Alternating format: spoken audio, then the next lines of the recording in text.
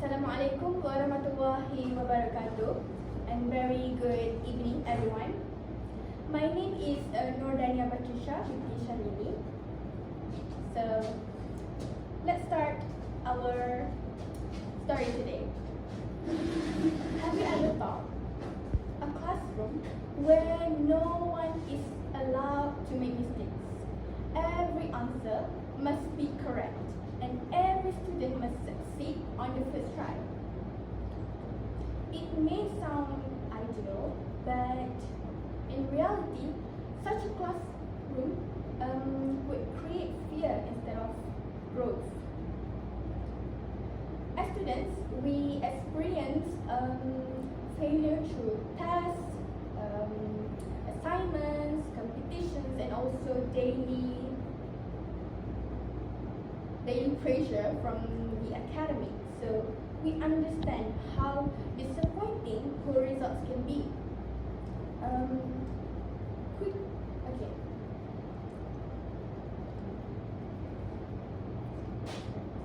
So today's argument, we will be talking about how failure should not be treated as negative or embarrassing things.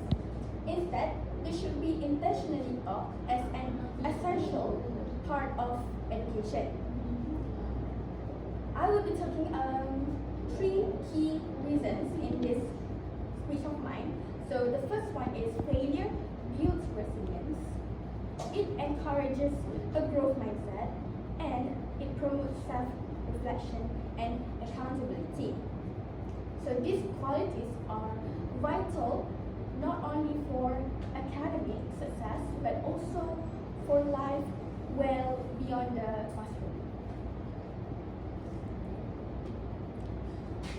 First and foremost, failure builds resilience. So we need to think, what is resilience? Do you guys know what is resilience? No. So resilience is the psychological capacity to absorb adversity, recover, and continue moving forward. So resilience is not a trait or it is not fixed at birth, but it is cultivated through difficulty. There is a research from the stress inoculation theory that small, manageable setbacks build skills to cope with bigger challenges later. To support this statement, Jolanda Nasri and Nora Shin also related to stress inoculation training, lowers anxiety and improves academic self-evaluation. So in other words, students shielded from failure struggle in higher education. Meanwhile, in contrast, students that was exposed to failure, they will take that failure as a lesson for them to do a setbacks for future challenges. So, resilience is built by going through failure. So it's not just by avoiding the failure itself. A supportive school environment that guides students need to be adapted in school nowadays. So next, going on to point 2, which is failure encourages a growth mindset. So based on psychologist Carol Dweck, Stanford, this psychologist spent decades studying on how students relate to their own potential, their own capabilities. So there are two mindsets that in their research, which is fixed mindset and also growth mindset. So let's look into fixed mindset first. So fixed mindset is where students avoid challenges, abandons effort at difficulty, sees failure as proof of inability. So they become a self-fulfilling prophecy, which is something that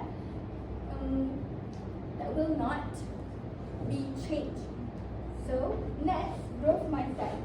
Growth mindset is a students that views failure as a necessary step in learning. So your brain tend to work like a muscle, strengthened through struggle. So instead of the teacher, instead of saying you failed, you can say like you haven't mastered this yet. So this single sentences actually changes everything for their students. So based on this context, I have my own personal experience. So I repeatedly struggled with a subject before, which is obviously I think everyone struggles with this one, which is math. So I was struggling, but I asked for help. So that moment was something that is not what we call it as a defeat. Is that it was a growth mindset in practice. So the willingness to say, I do not know this yet, but I can learn it, change everything. So failure becomes a signal, not just a verdict.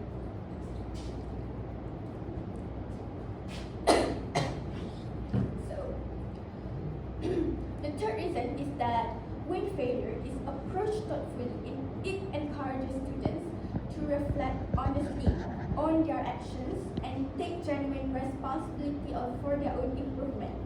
However, in many classrooms today, students respond to failure into unproductive ways, which is the number one unproductive response, which is they blame the teachers, exams, or circumstances.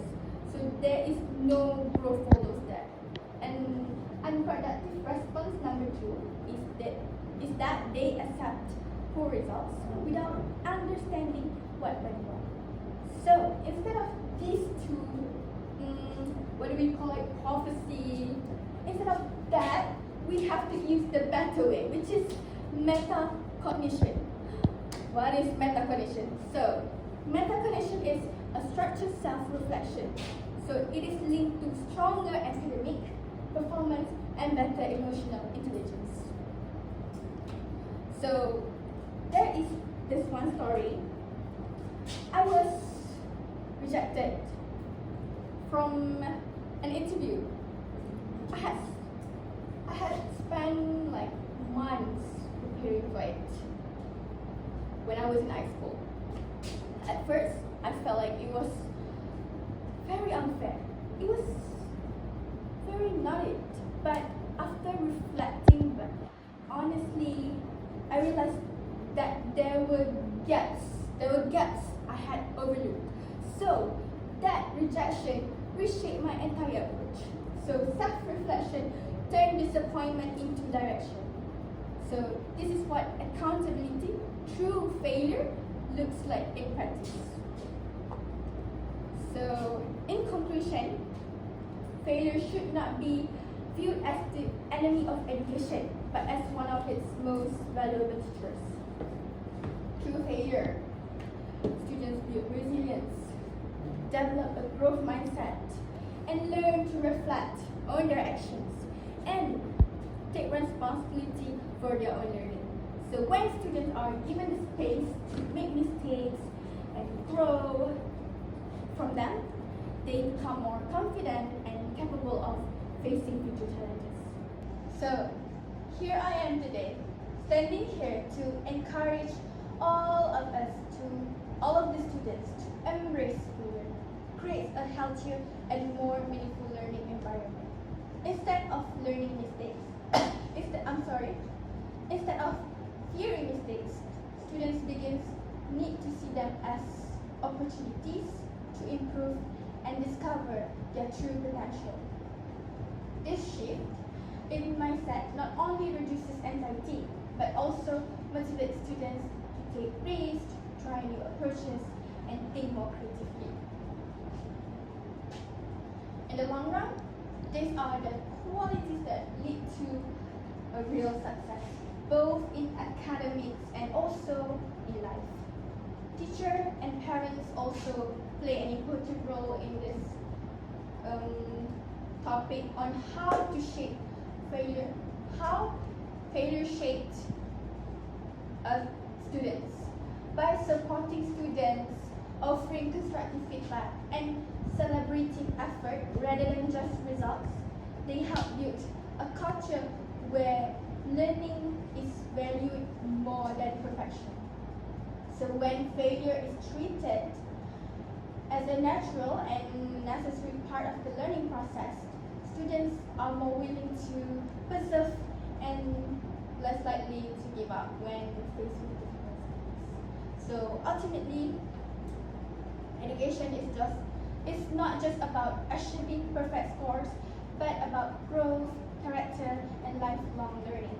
So failure, therefore, is not something to be avoided, but something to be embraced. It is through failure that students truly learn, grow stronger, and also prepare themselves for the challenges of the future. That's all from me. Thank you.